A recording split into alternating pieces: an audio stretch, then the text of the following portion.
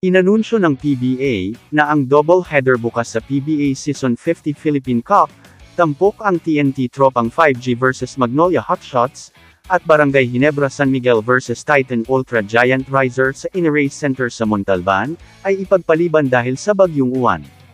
Sa liwanag ng paparating na Super Typhoon Uwan, at sa kaligtasan ng mga tagahanga, manlalaro, opisyal, at kawani bilang ating pangunahing prioridad, nagpasya ang PBA na e-postpone ang mga laro nitong linggo, November 9, TNT Tropang 5G laban sa Magnolia Hotshots, at Barangay Ginebra San Miguel kontra Titan Ultra Giant Risers.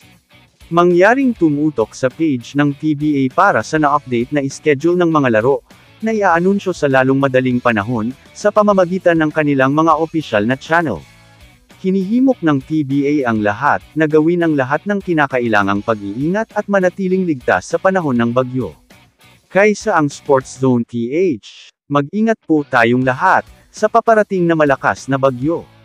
Atin pong ipanalangin na hamina ito at huwag may mansala. Kamusta mga idol? Sports Zone PH para sa sports news and update. Kung bago ka pa lamang dito sa channel ko, pindutin mo na ang subscribe button at notification bell para lagi kang update sa mga sports news.